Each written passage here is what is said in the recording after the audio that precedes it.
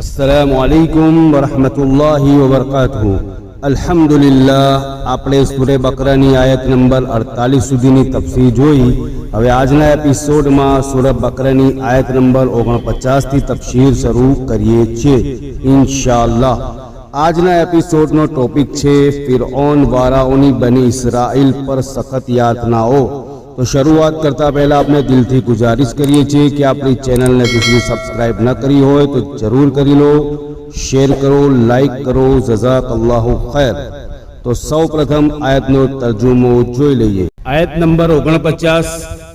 અને જ્યારે અમે તમને ફિરૌન વાળાઓની ગુલામીમાંથી મુક્તિ આપી, જે તમને સખત યાતનાઓ આપતા હતા, તમારા પુત્રોને કતલ કરતા હતા અને તમારી પુત્રીઓને જીવતી છોડી દેતા, અને એ સ્થિતિમાં તમારા રબ તરફથી તમારી મોટી કસોટી થતી। તફસીર સમજૂતી।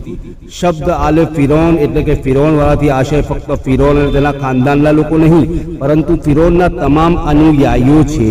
અહસનુલ બયાન। તમારા પુત્રોને કતલ કરતા હતા। ફિરૌનનો એક સ્વપ્ન આવ્યું હતું, જેનું અર્થઘટન તેના જ્યોતિષીઓએ કર્યું કે બની ઇસ્રાયેલીઓમાં એક માણસનો જન્મ થશે, જે તને અને તારા સમગ્ર રાજ્યને બરબાદ કરી દેશે।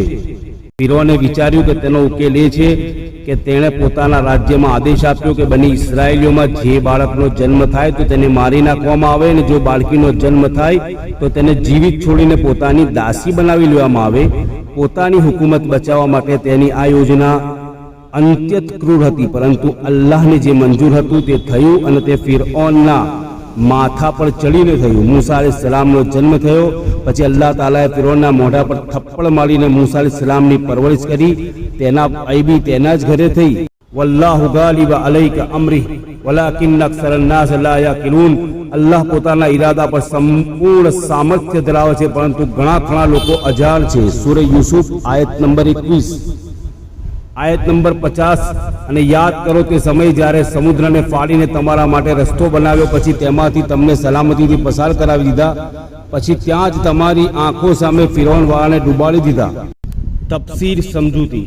જ્યારે મૂસા અલૈહિસ્સલામ બની ઇસ્રાયેલીઓને ફિરૌનની કેદથી આઝાદ કરાવીને તેના દેશમાંથી નીકળી રહ્યા હતા, ત્યારે ફિરૌન અને તેના લશ્કરે તેમનો પીછો કર્યો, અને પરિસ્થિતિ એવી બની કે એક જગ્યાએ જ્યાં ડાબી અને જમણી બાજુ પહાડો હતા, અને આગળ સમુદ્ર, અને પાછળ ફિરૌન અને તેનું લશ્કર, અને વચ્ચે મૂસા અલૈહિસ્સલામ અને બની ઇસ્રાયેલીઓ। પરંતુ અલ્લાહે સમુદ્રને બે ભાગમાં કરીને વચ્ચે રસ્તો બનાવ્યો, જેમાંથી બની ઇસ્રાયેલીઓ સલામતીથી પસાર થઈ ગયા। જ્યારે ફિરૌન અને તેનું લશ્કર તેમાં ઉતર્યું તો અલ્લાહે બે ભાગમાં વહેંચાયેલ સમુદ્રને એક કરી દીધો, જેથી ફિરૌન અને તેનું લશ્કર તેમાં ડૂબી ગયું। આ ઘટનાનું વર્ણન આગળ પણ આવશે, જેને આપણે આવરી લઈશું ઇન્શાઅલ્લાહ।